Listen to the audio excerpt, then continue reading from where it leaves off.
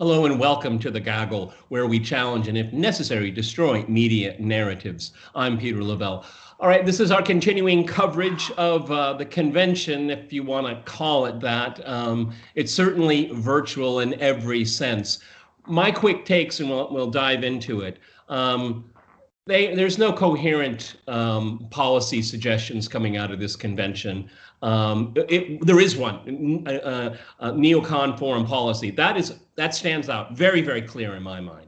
But during the day, they let in my opinion, the crazies talk. No one sees it. Its ratings are abysmal. I think America Has Talent did better than the convention and in prime time. Of course, this is in many ways the Obama convention. I think that's very, very clear now. I think we're seeing the shift from Clinton world to Obama world. And what else? Joe is not magnetic in any way. Obama still can do it. I give him that. He's probably the best politician of his generation. Those are my quick takes here. Don, what are yours?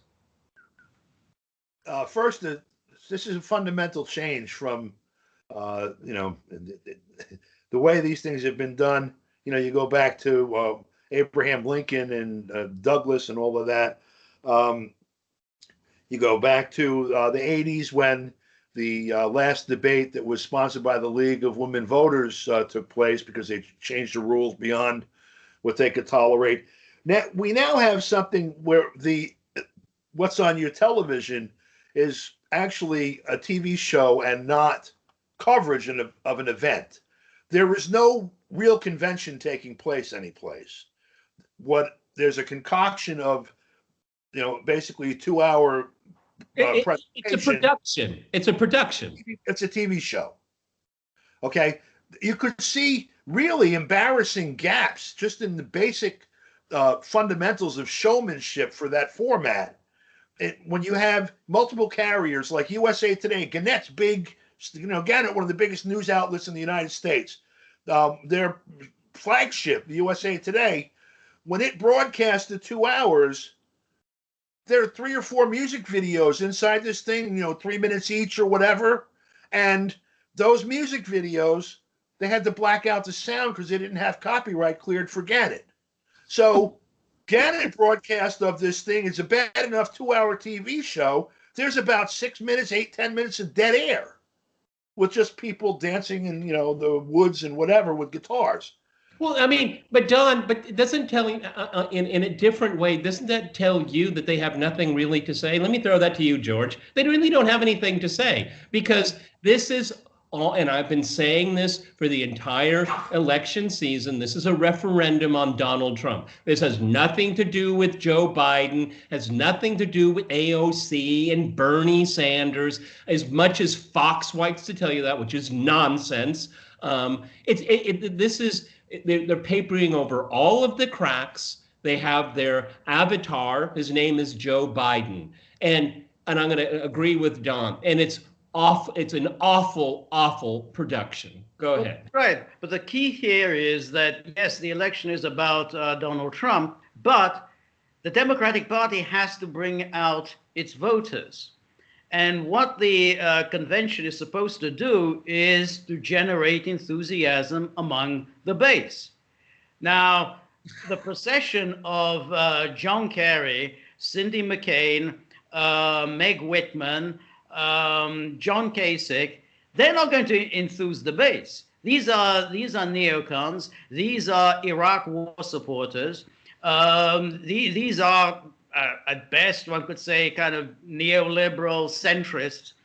Why would anyone who's thinking about voting for the Democrats be enthused by those people?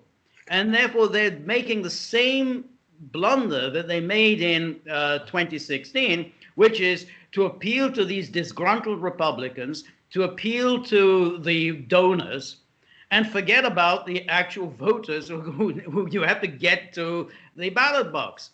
And that's what you're doing. And so everything that you're seeing here will not get the voters out. Now, AOC does have support among the base. Whatever else you think about her, she does generate support among the base. So what do they do with her? They just stop her, give her 1 minute, And that's it. And you would have thought that they'd learned. She endorsed Bernie. Yeah, exactly, or Bernie. You would have thought they would have learned from that, but instead they gave more time to Colin Powell than they did to Bernie. So what kind of logic is going on in their minds to do that? You know, John, one of the things that's really bizarre, and I never thought it would be possible until I saw it, is that one of the subtexts of this convention is the rehabilitation of George W. Bush. Oh, and everyone around him.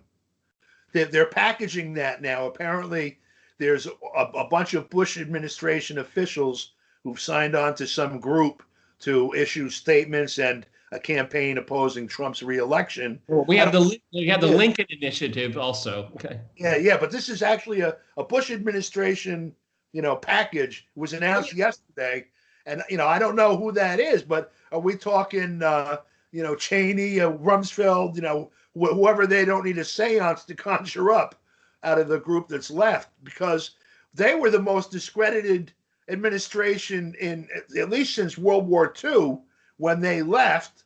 And now, they're everywhere. Just like, we see, Hillary Clinton last night saying, famously, last night, opens her statement with, we were willing to give Donald Trump a chance after he was elected.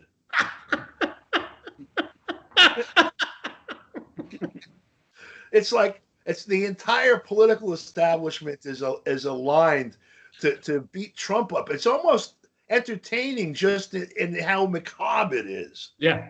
And how disconnected it is, by the way, from real politics, other than it being a mechanism for keeping people that have had their hands on the levers of power for a very long time and keeping their hands there. Well, what this is the real people refusing to surrender power just because there was an election.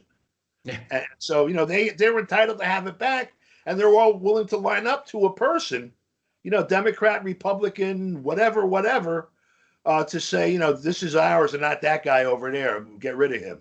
Yeah, George, with the last three presidential election cycles, it is undeniably clear that the electorate is tired of these foreign wars, illegal foreign wars, okay, that are very, very costly in treasury and in blood here. But what you saw last night was that we need more war. Okay, we need to send more of your sons and daughters into harm's way for reasons. Don't worry about it. It's just our idea. It's a good idea. And plenty of people make money off of it, okay? Except for there's no infrastructure being built in the United States, okay? And they'll never address the issues why Donald Trump won in 2016. And I have to be really honest, I don't know if he knows why he won, considering the way he's behaving. And that'll be next year's convention follies. Go ahead, George. Yes, that's right. It was so, and the gravamen of their charges against Trump is insufficient enthusiasm for going to war. That he's not standing up to the dictators. He's too friendly to the dictators, whereas he's too critical of our allies. And that was when John Kerry talked about D-Day. This is what D-Day on June the 6th, 1944. Trump wouldn't have anything to do with that. So that's the Kerry program. We have some amphibious landing somewhere, U.S. Marines going forward. And that's certainly one part of it. Another part of it is how little the Democrats are offering to that core constituency that they lost in 2016, which is the industrial middle class in the Midwest. That went for Trump. And you would have thought that these are the voters that you want to get back. But instead, their message is America is so racist, homophobic, really horrible, misogynist, Islamophobic. The only virtuous people to be found in America are the minorities. So how exactly are they planning to win back the auto workers in Michigan, all the industrial workers in Ohio, all the people that they lost with this message that you're all horrible, you're part of the basket of horribles, and the only people who are any good are people of color. Yeah, well, it's really interesting because the Biden people are basically rolling out Hillary Clinton's conception of the Obama coalition. Hillary, you lost. Okay, I suppose then that the larger picture, Don, of all of this is that there is just this refusal to have any introspection of what happened in 2016. Oh, and just as an aside, before I forget, one thing I take away that I was happy about is that it's not a Russiagate convention. Okay, the pandemic and the economic turndown put it into third place here, but nonetheless here. But don't address that. There's no introspection of what happened in 2016, and because they won't do that, whatever the outcome is in November, I think it will be contested. It will be contested on different fronts all across the country. Go ahead, Don. Well, I remember doing a crosstalk with you about a week before the election back in 2016. And I think the last thing I said, because you said pretty much what you just said now, and the other two guests, we were describing this cleavage in the electorate or the population here. You know, people are either A or anti-A.